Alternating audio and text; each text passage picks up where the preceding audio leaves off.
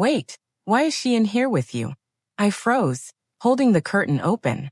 My husband stepped back, panic in his eyes. The salesgirl whispered. I didn't know. I felt every eye turn toward me. And then he said something worse. My name is Vanessa Cole. I'm 34 years old. I'm not someone who ever asked for much. I worked my way up to retail manager through years of showing up early, staying late, and learning every system the job threw at me. Nothing was handed to me. I built it piece by piece. When I married Eric 6 years ago, I believed that same quiet effort would carry us through anything. I handled the bills, supported his career changes without complaint, and told myself that the small things I noticed weren't worth the argument. The late nights, the vague explanations, the way his phone always faced down on the table. Eric's family thought the world of him. He was charming, easy to love, the kind of man who could talk his way into any room.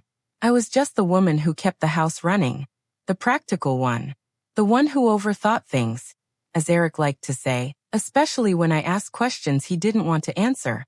But that afternoon in that mall, standing in the doorway of that fitting room, every ignored feeling I'd ever swallowed suddenly made complete, terrible sense. And for the first time in a long time, I stopped doubting myself. If you've ever ignored your instincts because you didn't want to believe the truth, this story is for you. Subscribe and tell me, have you ever felt something was wrong but stayed quiet? Hit like or click hype if you've been there. Let's keep going. It started with a location. Eric told me he had a work meeting that Saturday afternoon, but his phone's location showed the Clearview Mall, 3 blocks from where I was already running errands.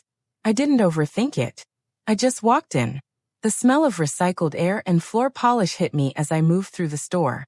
I heard his laugh before I saw him. That easy, relaxed laugh he saved for when he thought no one was watching. I followed it to the fitting room corridor. The curtain of the last stall was half open, and there he was, standing close to a woman I had never seen before, holding up a jacket against her shoulders and smiling like they had all the time in the world. So this is your work meeting? My voice came out steadier than I expected. Eric spun around. It's not what you think. The woman looked at me, then at him, her expression shifting from surprise to confusion. She clearly hadn't expected this. You're overreacting, he said quickly. She's just helping me pick something out. By now, 2 store assistants had stopped moving. A woman near the mirrors pretended to look at scarves. The air felt thick. That's when I noticed the shopping bag by his feet. One I recognized because the receipt would later show my credit card number. My credit card. Before I could process that, the woman beside him spoke in a low voice. He told me you were separated. Eric's jaw tightened.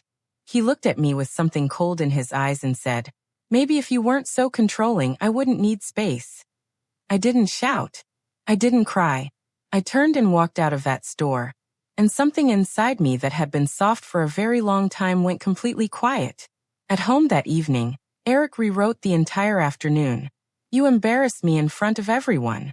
You always ruin things. He said it like I was the problem, like I had walked into that fitting room just to cause a scene. I sat across from him and listened and nodded and said very little, because I was already thinking clearly in a way I hadn't in years.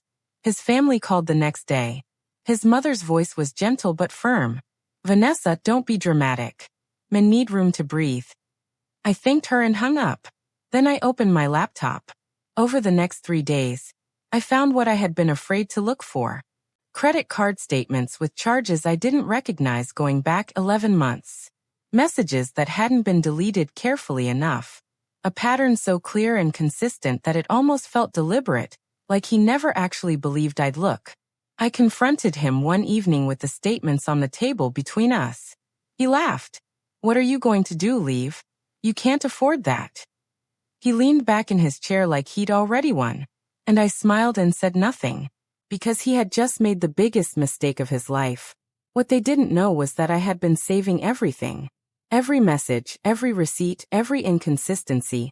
All of it backed up in 2 separate places. I worked in retail systems for years. I understood data, digital trails, and how careless people get when they feel untouchable. Eric thought I was too soft to fight back. His family thought I'd fold under pressure the way I always had before. But I wasn't angry anymore. Anger makes you loud. I was focused. I was building something they couldn't dismiss or laugh off or rewrite. I wasn't preparing for an argument. I was preparing for the truth to speak without me having to raise my voice at all. I called Priya on a Tuesday night. We had been close in college, lost touch the way people do, but she had built a career in digital journalism, and I trusted her completely. She listened for 2 hours without interrupting. When I finished, she was quiet for a long moment. If this is documented the way you're describing, people deserve to know. We spent the following 2 weeks organizing everything into a clear, time-stamped narrative. Priya knew how to present information so that it was undeniable. Meanwhile, Eric grew bolder.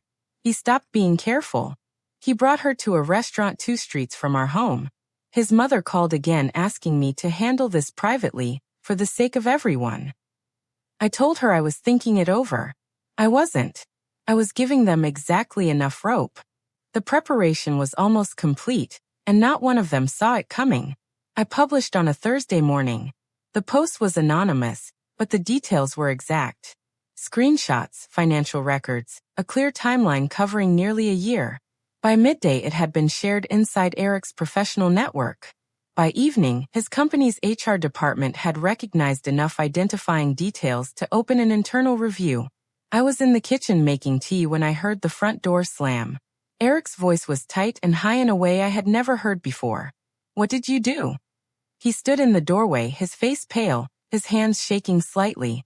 I set my mug down and looked at him without any urgency at all. I told the truth. That's all. His family called within the hour, voices overlapping, words like reputation and unnecessary and why. I let them finish. The woman he had been seeing posted publicly that same night, confirming everything I had written. She had her own story to tell. It turned out, and mine had given her the opening. Eric's suspension came through the following Monday. The financial misuse of a joint account opened a separate legal conversation that his family had not anticipated. He sat across from me 3 days later looking like a man who had just understood something too late. He had spent 6 years telling me I overthought everything.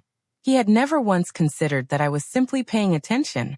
I moved out on a quiet Friday with 2 bags and a clear head. I didn't need drama. The truth had already done everything drama ever promises and none of the mess it leaves behind. The people who had called me dramatic offered their silence now, which was its own kind of answer. I rented a small apartment with good light and started over with the kind of calm that only comes when you stop pretending.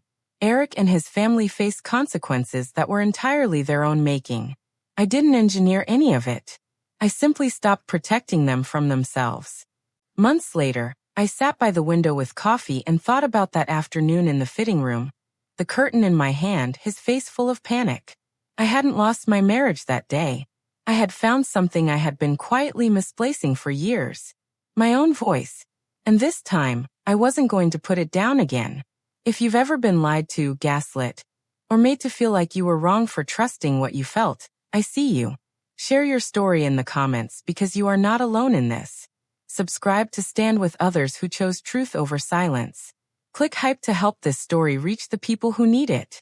Your support means more than you know. Did this story hit home?